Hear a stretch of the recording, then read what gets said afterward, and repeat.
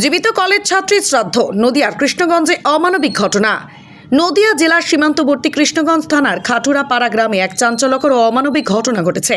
পরিবার ও সমাজের চোখে মৃত ঘোষণা করতে এক জীবিত কলেজ ছাত্রীর শ্রাদ্ধ সম্পন্ন করেছে তার নিজের পরিবার।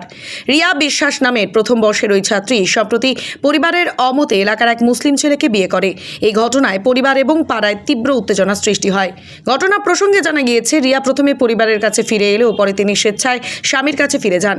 এই ঘটনার পর পরিবারের সদস্যরা রিয়ার সাথে সমস্ত সম্পর্ক ছিন্ন করার সিদ্ধান্ত নেন। তাদের এই সিদ্ধান্তের বাস্তব প্রতিফলন রোহিত ডেকে জীবিত রিয়ার ছবি সামনে রেখে তার শ্রাদ্ধ সম্পন্ন করা হয়।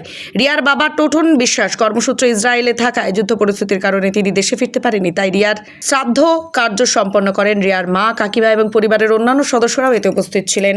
রিয়ার ভাই সোমনাথ বিশ্বাস এবং কাকা এই শ্রাদ্ধ সম্পন্ন করেন। মেয়ের ছবিতে মাল্যদান, পিণ্ডদান এবং গঙ্গাজল দিয়ে পূর্ণ ধর্মীয় রীতি অনুযায়ী শ্রাদ্ধ কার্য সম্পন্ন করা হয়।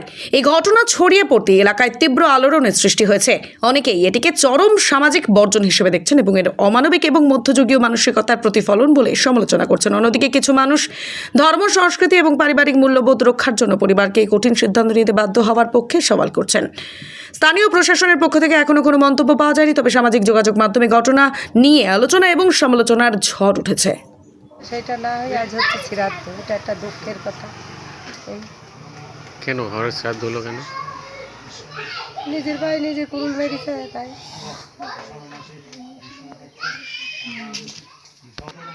ওদের মনে অনুরাগ হয়েছে, ওই ওতে গিয়েছে বলে।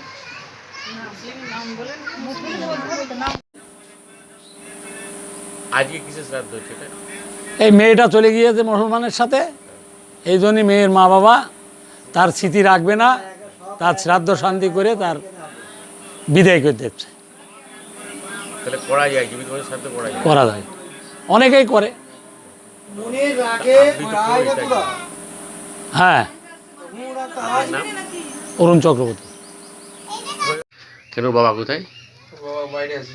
তো হঠাৎ আপনার জীবিত আপনার ভাইজিকে শ্রাদ্ধ করছেন কেন? মানুষ একবার ভুল করে, দুবার তো অত ইয়ে করা যায় না বারবার। কি ভুল করেছিল? একবার 14 মাসে গেল, মুসলিমদের ছেলেদের সাথে আবার নিয়ে আসা হলো, বাড়ি এসে 3 মাস থেকে আবার চলে গেল, তাহলে আবার তার শ্রাদ্ধ করবে না, কি করা হবে? আপনারা মেনে নিতে পারতেন তো? না, যদি আবার ফিরে আসে? আর ফিরে আসলেও নেওয়া হবে না তো। এলাকার হিন্দু মুসলিমরা জানুক যে এইভাবে মেয়েরা কিংবা ছেলেরা চলে গেলে এই পরিণতি হবে। তার আপনার নাম? সোমনাথ বিশ্বাস।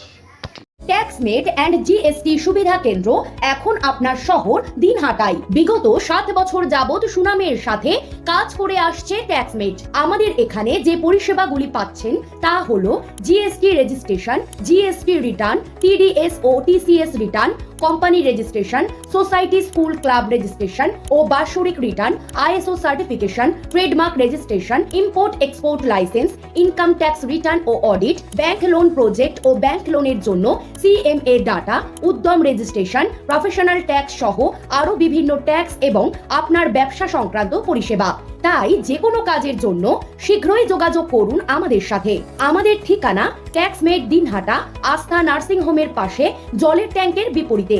যোগাযোগ নম্বর 8250435393।